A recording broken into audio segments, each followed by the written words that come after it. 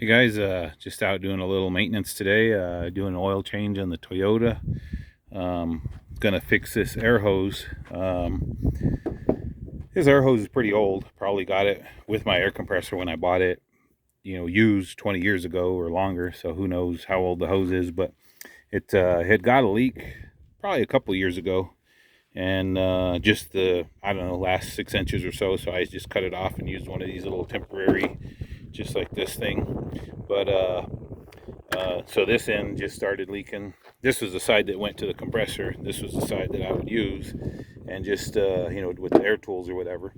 And I don't know, a few months ago it got a leak here, and just barely leaking. But I don't run a whole lot of pressure in this. Maybe 75, 80 most of the time. I think the max my compressor would even go would be 100 on the outlet. But anyway, so it's a 25-foot hose. Everything else still seems pretty good. So I went ahead and cut this off, and I'm going to put this on here. And I started looking at going to do the same type of clamp this is, and this is the Gates Power Grip clamps. These have been around for a while. I just found out about them a few years ago, but they're basically just a industrial heat shrink type clamp. And so I got this one is a 32919, which is from 11/16 to 13/16. So you measure your outside diameter of the hose. But it also got me kind of thinking just about hose clamps in general. Of course, everybody, this is the most common type of hose clamp everybody uses. And I use them too, but I'll be honest, they're not my favorite. And the downside I found to these is they like, let's say today's middle of summer, it's 100 and some degrees out today. If I do work on something today and tighten it, in the wintertime when it gets colder, these will all be loose. And so you got to sit there and that's to me the worst time is middle of winter when it's freezing cold. You're laying underneath the car trying to figure out where the leak's coming from, and it's a clamp. So I really like these, and I know a lot of people won't. They'll call me crazy, but I do actually prefer this style because these are going to be constant tension, so they're going to fluctuate with the temperature. And they got sizes on them. Tells you this, I think, says 42, and but I can't see that size. But there's a 42. But these can be a hassle as well, because then you got to use the special clamp pliers for them and stuff. So the downside to the Gates is they're not reusable. So the only way to get this off is to cut it off. So these are kind of my preferred clamps. The T-bolt they're called, and I think I got these all came from O'Reilly's. This one was a Speedway, and they kind of tell you the range there. But I like them. They seem like they hold pretty good. They do it. They're kind of spring loaded or whatever, so you can snug them up and they're going to stay tight. And but I've used these Gates on quite a few things, and the T-bolt. I kind of like on a radiator or something like that you're going to have to take the clamp off. Make it a lot easier. So of course, like this one, I still got the regular hose clamp style screw, whatever they call that. But here's one of the Gates. This is on the transmission line going to the transmission cooler. That's been on there for a while. Another thing these clamps, the Gates ones, work real good for is if you got a Chevy, you know how this heater hose that goes to the intake is like kind of a crimped connection. Well, when those start to leak, or as if you've ever had to shorten this side, eventually you start kind of running out of hose to cut off. So you can actually take a hacksaw and cut off that fitting and just slide a hose over it. And since if you ever need to take this off, you got the quick disconnect or the screw fitting or whatever over here, so you can just unscrew that, and it's not like you're going to have to take that connection apart. Same with this, the transmission line, you can just take this fitting off.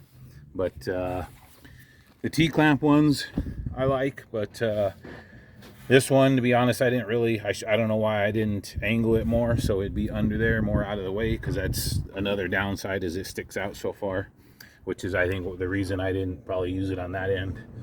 But on my truck, you can see I did them. And just got it where it's out of the way. And but they work pretty good. I haven't had any problems with them. And I myself find that I probably tend to maybe want to over tighten them a little bit. So it doesn't take a whole lot of pressure on that when you're tightening it to get it snug down. But you can see that one down there. I got it so it's up out of the way.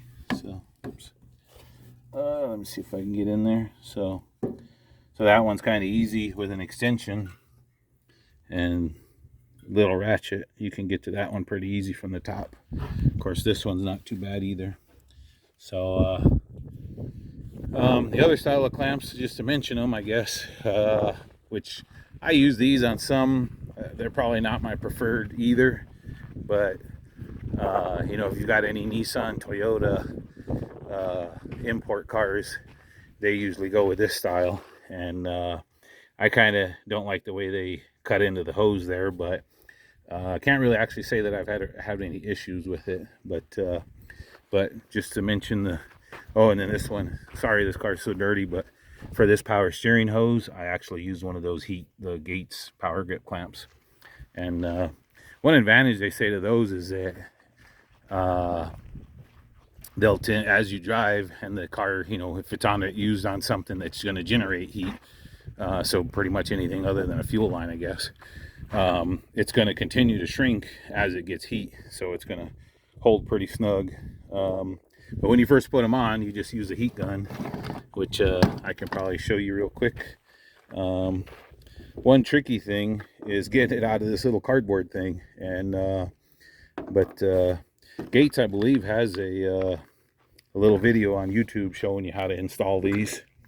But let me see if I can get this fitting out. I'm going to put you down here for a second. Hold on.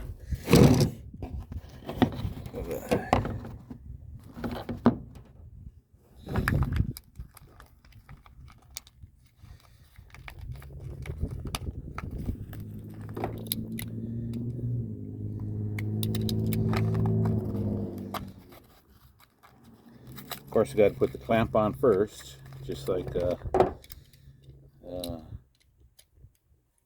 if you're flaring transmission lines or anything else. But you can squeeze this with pliers and kind of smash the cardboard down, and then you can just pull it out through the inside.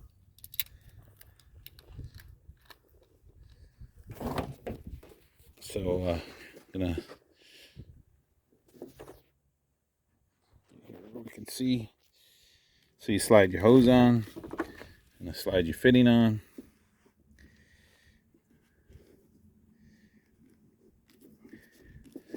Then get your heat gun. Now, one other thing they actually kind of don't recommend, if you're using this somewhere where you can't get the heat gun at least they give a certain amount, like I don't know, it's over half, maybe 75% or something like that. If you can't get the heat gun all the way around it, that it's not going to shrink correctly. But something like this, of course, you can get all the way around it, no problem. So not a big deal. And then you're going to need, of course, different sizes. I was going to show you that. You can get these at O'Reilly's too. They may not know they can get them. I've had to argue with some of the employees there that they insist they never heard of them, they can't get them. But see, these are the different sizes, different ranges, get different part numbers. But so that's another downside, I guess, is you're going to have different sizes on hand for whatever you're working on. But if you can plan ahead, you can get what you need. So let me try to put you guys down where you can see this, and I will try to hit it.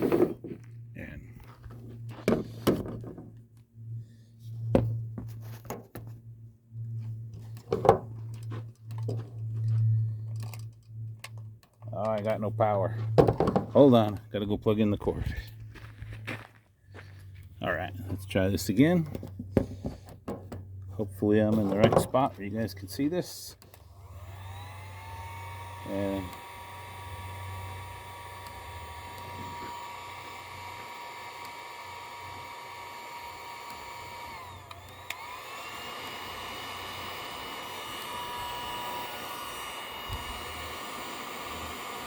they do warn you about overheating it. I've tried to be careful, but I don't think I've ever come close to overheating them. But I guess they tell you if you do get carried away, it'll get kind of weakened, I guess. So, but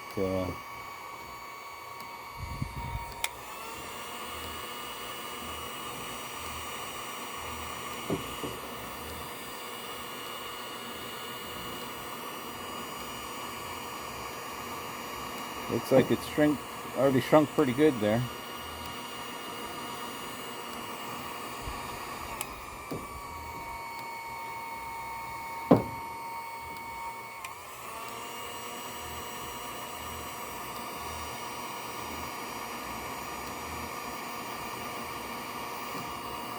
Alright, I'd say that looks pretty good. We'll let it cool off a little bit, and then I'll try. See, it doesn't want to. Seems like it's in there good enough, but I will let it cool off, put a fitting on that, and throw it on my air compressor, and we'll see how it holds. Thanks for watching.